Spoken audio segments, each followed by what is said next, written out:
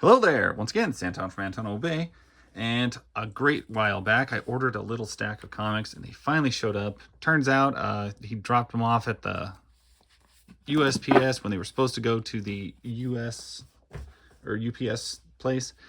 So it took a long time to get these. But anyway, they finally arrived. This is 23 comics that I paid roughly $17 for. So not a lot of money, but it had some cool old issues of Uncanny X-Men. And since I long ago lost or sold my Uncanny X-Men collection, anytime I see those, I try and pick up a few. And anyway, this was a cheap way to grab a few. So I ended up getting issue 196, Uncanny X-Men, which 1985. Pretty satisfied with that. It's a cool cover. It came with this, which it's a True Believer edition, which I'm not wild about True Believer editions. I don't really understand the point. There was already a cajillion of these made, but it came with it anyway. Uncanny X-Men number 10, which I think is also $6.29. I don't understand. Marvel for a while was doing this. I don't know if they're still doing it, where they double counted the books, and it's like, it was retarded. Uncanny X-Men number 7 or 626. I don't know. However you count that, it's another issue of Uncanny X-Men. This is another True Believers number 1. This is the first appearance of Bishop. Pretty sure I still have the original first appearance of Bishop, which, you know, I don't know why you'd make a True Believers issue. The first appearance of Bishop is not that expensive. It's maybe a $10, $15 comic from any time I've ever bought it, sometimes less. I got Uncanny X-Men 433.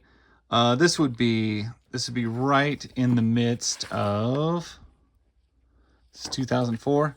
Yeah, I had given up on them by this point. The Draco thing, I think I was out before this, and it looks gross. Like, this cover looks absolutely terrible. I have owned all these before, but I stopped buying them off the shelves new and resigned from Uncanny X-Men and comics in general in about 2001 or 2002. So this would have been right in that era. This is 2004, so I would have been checked out by then, because I just hated it. Like, the stories and everything just got garbage, in my opinion. I couldn't stand it.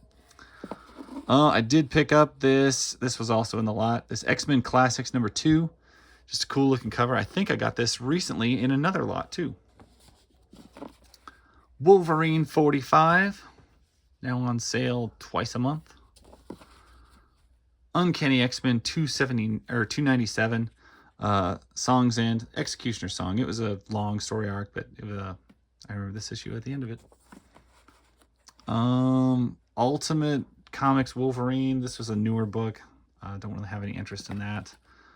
I don't know why this is. I know it's Bishop number 2 from the miniseries, but I don't know why it's like some sort of reprint that's not for sale. I don't understand that, since Bishop's miniseries was not hard to get your hands on.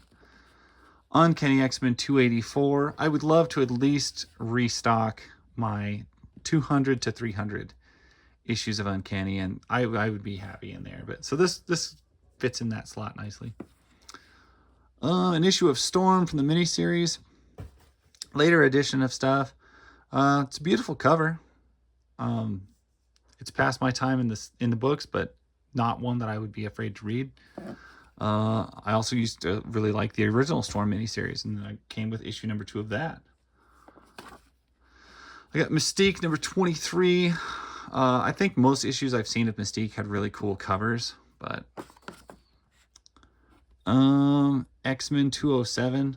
I had a bunch of these at one point, and I don't really understand. I don't like the boxing of the covers.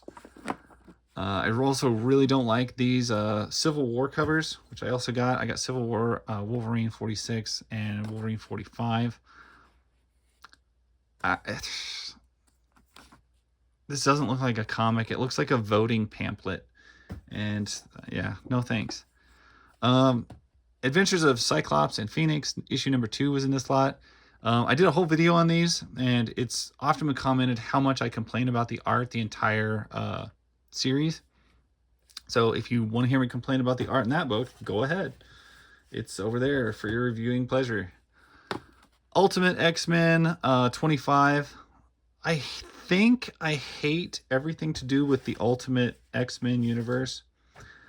It certainly ruined the character of Cyclops. It put the whole Cyclops, Jean, Wolverine love triangle thing at the forefront, which made no sense to me ever, really. So Ultimate Comics was just, I don't know, kind of garbage to me. And I know they were popular for a while, but I don't think it lasted very long, because I think most viewers were just like, is the idea kind of fun of rewriting some of this? Yeah. Do we really like to see our classic characters that we know and love shat upon and rewritten in very unflattering ways? No, we really don't. So I think that's why it didn't stick around forever. And then it came with issue 23 of just regular X-Men, which I know I already have, and this issue's a little rough, but hey, it was in there. Like I said, that's a stack of comics that was like 17 bucks. I think that's probably a pretty good haul for that. Considering the price of back issues at my local comic book stores is, I mean, at a minimum $3. It's like usually $3 to $6 for back issues. You know, so I could have got 4 of these, basically. 4 or 5 for what I paid for all of these, all 23 of them, or whatever this was. So I'm pretty satisfied with that. Some of them I don't care for at all, but hey, they're in there. They'll go in a box, I guess. Anyway, thank you guys for watching. That's pretty much all I got to say on this lot. I appreciate you guys watching these videos. And if you appreciate watching these videos, please give me a like, give me a subscribe. If you want to complain or yell at me or anything like that, leave a comment. That actually helps me too. That said, that's all I got to say. That's my story. I'll catch you guys later. Bye.